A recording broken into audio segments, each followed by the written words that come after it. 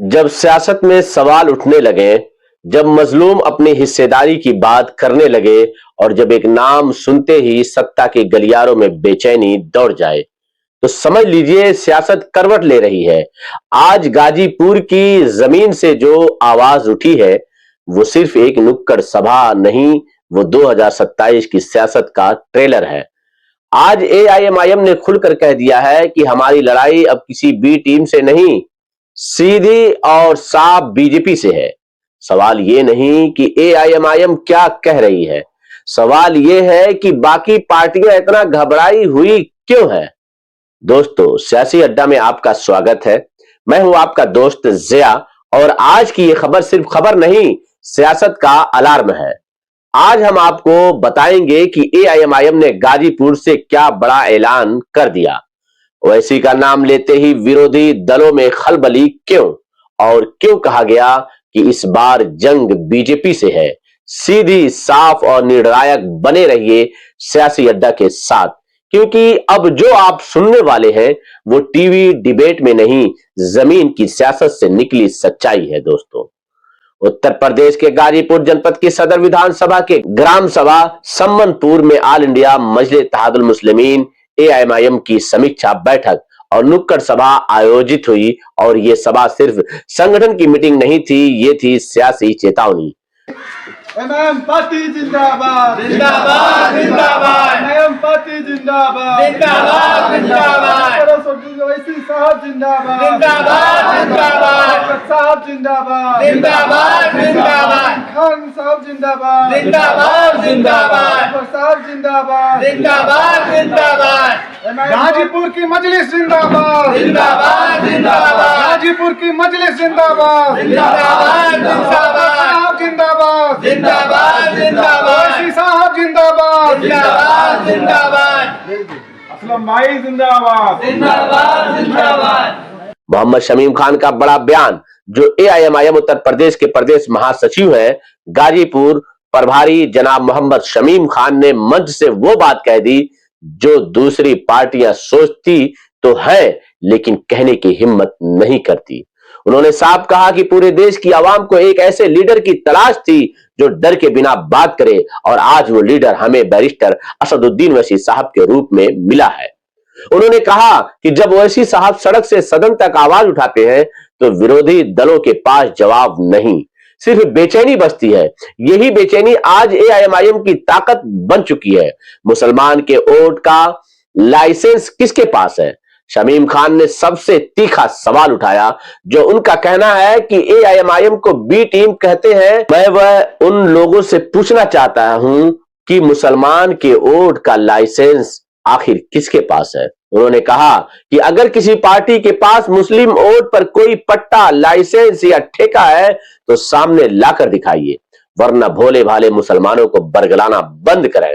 यह बयान नहीं, ये राजनीतिक चार्ट शीट थी। सबसे बड़ा ऐलान, इस बार लड़ाई बीजेपी से है। दोस्तों, इस सभा का सबसे बड़ा और सबसे साफ ऐलान यही था कि इस बार हमारी लड़ाई समाजवादी, कांग्रेस या बहुजन से नहीं, सीधी और साफ बीजेपी से है। एआईएमआईएम ने साफ कर दिया कि अब कोई कंफ्यूजन नहीं, अब कोई पर्दे की सियासत नहीं, डायरेक्ट फाइट, क्लियर पॉलिटिक्स। 2026 और 2027 का रोड मैप मोहम्मद शमीम खान ने मंच से पूरे उत्तर प्रदेश की चुनावी रणनीति रख दी। जिला पंचायत चुनाव 2026, लक्ष्य 1000 जिला पंचायत सदस्य। विधानसभा चुनाव 2027 की तैयारी, 200 सीटों पर लड़ने का ऐलान। ये सिर्फ आंकड़े नहीं, ये ग्राउंड प्लानिंग है। इंडिया गठबंधन पर सीधा हमला। शमीम खान ने कहा कि इंडिया गठबंधन का अहंकार महाराष्ट्र में टूटा, बिहार में टूटा और यूपी में भी बुरी तरह टूटेगा। इस कायनात के सबसे बड़ी लीडर जनाब मोहम्मद सलाम का नजराना पेश करते हुए हाजिरीन मजलिस, आप भी हमारा सलाम कबूल करें। अस्सलाम वालेकुम अस्सलाम वरहमतुल्लाहि वबरकातुहू। आज सदर गाजीपुर विधानसभा की राज सरजमी सम्मनपुर ग्राम सभा के इस कार्यकर्ता बैठक में कार्यक्रम की अध्यक्षता कर रहे हमारे जिले के महासचिव जनाब विनोद अली साहब, हमारे बीच में हमारे पूर्वांचल संगठन के सचिव बड़े भाई मोहम्मद हसन साहब, शाह मोहम्मद साहब, पूर्वांचल के बेहतरीन जिलाध्यक्षों में इन्हें शुमार किया जाता है हमारे गाजीपुर के जिलाध्यक्ष बड़े भाई अबू जफर खान साहब, डॉक्टर मोहम्मद आरिफ साहब जो सैदपुर विधानसभा के अध्यक्ष हैं, फैजान अहमद साहब जो सदर विधानसभा के अध्यक्ष हैं, आप हमारे बीच में हैं, सुजीत जी जो लंबे समय से तमाम बातों को झेलते हुए बैरिस्टर साहब के कारनामा को कंधा दे रहे हैं, आगे बढ़ा रहे हैं, उनका भी मैं तहे दिल से शुक्रिया अदा करता हूँ। शमशेर अली साहब जो विधानसभा के सचिव हैं, मुदस्सिर अंसारी साहब जो बलिया से आए हुए हैं, जो पूर्वांचल में किसी भी बैठक को इग्नोर नहीं करते हैं, वहां जरूर उनकी हाजिरी। हमारे साथ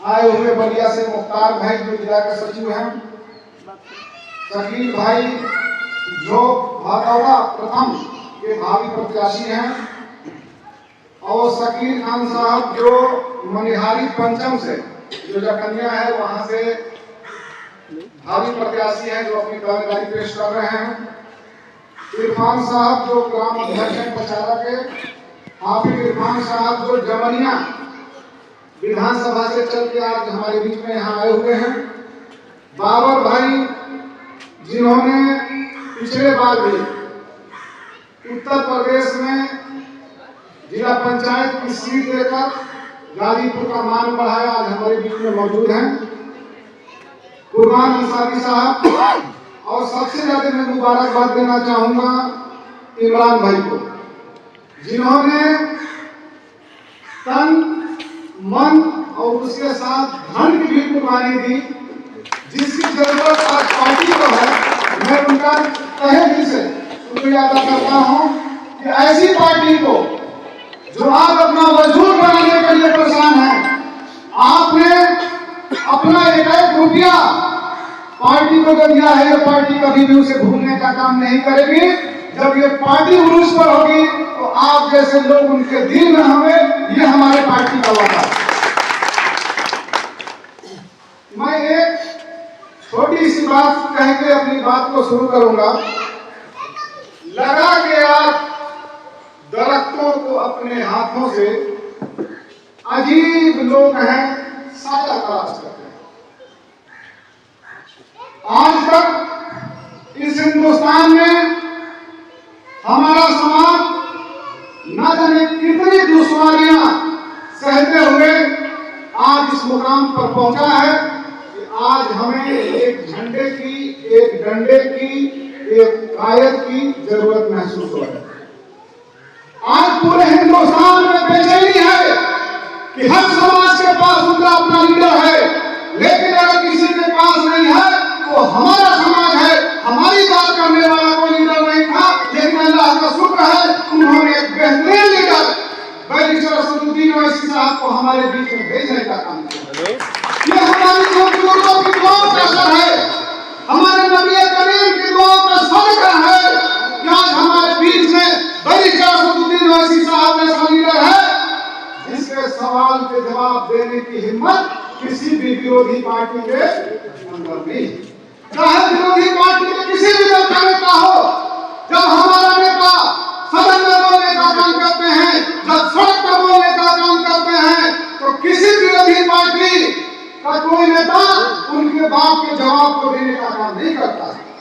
उनके खिलाफ जुल्म बयान दिए जाते हैं, उनको कहा जाता है कि ये बीजिंग है, ये मुसलमानों का वोट काट रहे हैं।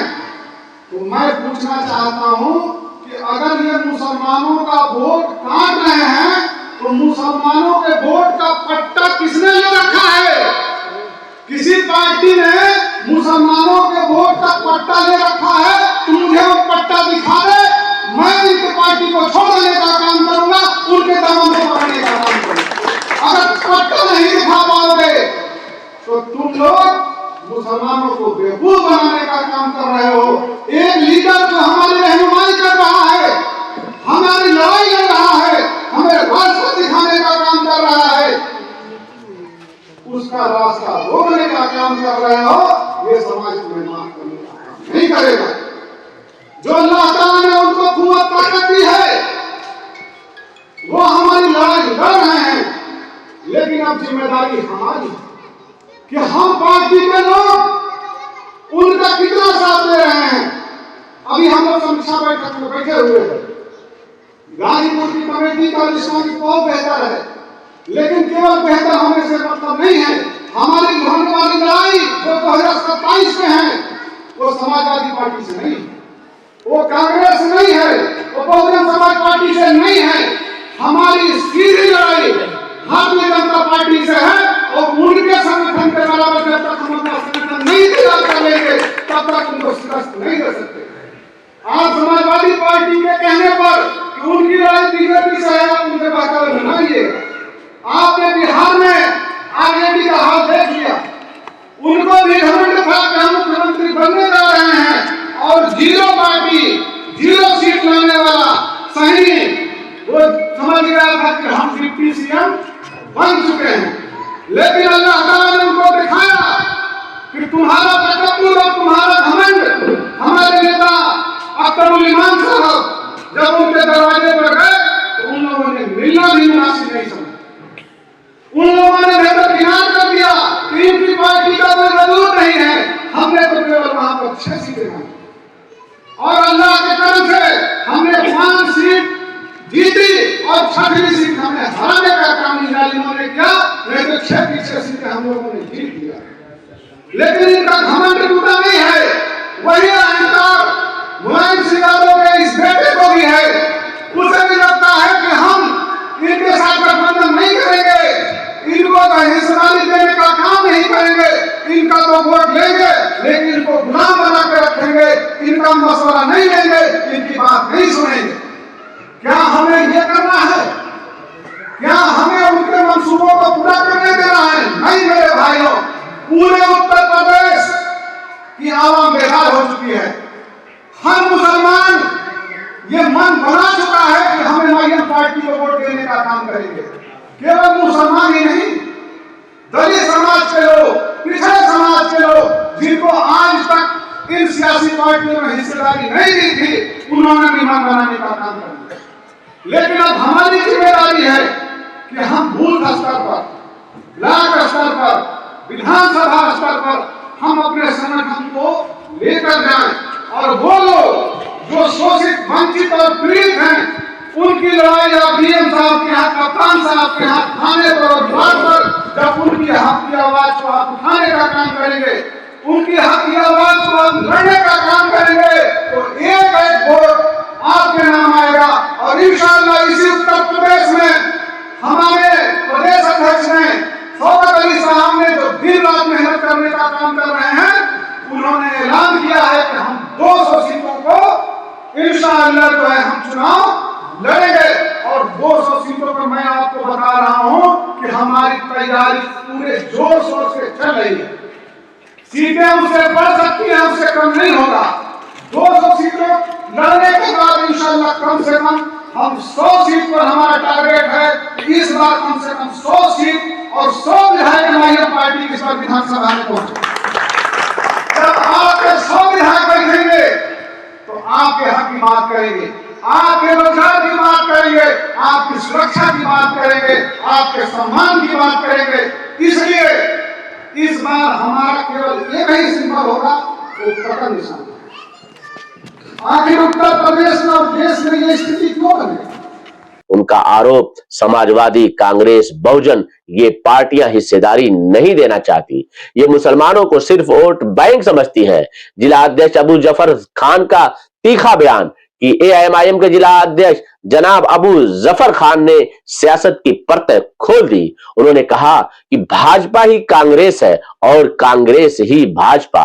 उनका आरोप जहां जहां भाजपा को जरूरत पड़ती है वहीं कांग्रेस के सांसद, विधायक बीजेपी की सरकार बनवाते हैं। समाजवादी पार्टी पर भी आरोप, एसपी अंदरखाने बीजेपी से मिली हुई है। हम सत्ता नहीं संघर्ष की सियासत करते हैं। अबू जफर खान ने कहा कि मजलिस सत्ता के लिए नहीं, समाज के हर मजलूम, शोषित और वंचित के लिए लड़ती है। यही एआईएमआईएम की आइडियोलॉजी, आइडेंटिटी और पॉलिटिक्स है।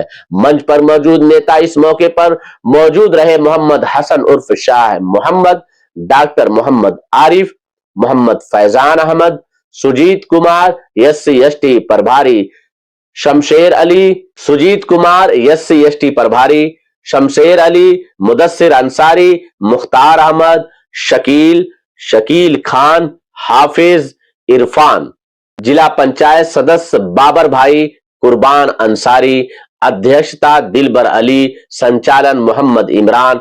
दोस्तों, अगर आपको लग रहा है कि ये आवाज आपकी भी है, अगर आप भी हिस्सेदारी चाहते हैं, इंसाफ चाहते हैं और डर के बिना सियासत चाहते हैं, तो आज ही इस वीडियो को लाइक कीजिए, अपनी राय कमेंट में लिखिए और सियासी अड्डा को सब्सक्राइब कीजिए, क्योंकि यहां खबर बिकती नहीं, यहां खबर बोली जाती है। आज सवाल साफ है कि अगर मुस्लिम सिर्फ वोट बैंक नहीं है तो उनकी हिस्सेदारी कहां है? अगर लोकतंत्र है तो डर क्यों है? और अगर बराबरी है तो बेचैनी क्यों? एजिटेशन जरूरी है, ऑर्गेनाइजेशन जरूरी है, पार्टिसिपेशन जरूरी है। अब क्या करें? सवाल पूछें, चुप न रहें और सियासत को सिर्फ चुनाव नहीं, संघर्ष समझें। जब आवाज दबाई जाती है तो इनकलाब पैदा होता है, और जब इनकलाब आता है तो इतिहास बदलता है। मैं हूं जिया, आप देख रहे थे सियासी अड्डा, जहां सियासत बिकती नहीं, सामने रखी जाती है। बने रहिए सियासी अड्डा के साथ, क्योंकि अब राज करेगा सवाल और जवाब देना पड़ेगा। इस खबर में बस इतना ही। मिलते हैं अगली खबरों के साथ, तब तक आप अपना ख्याल रखें। शुक्रिया।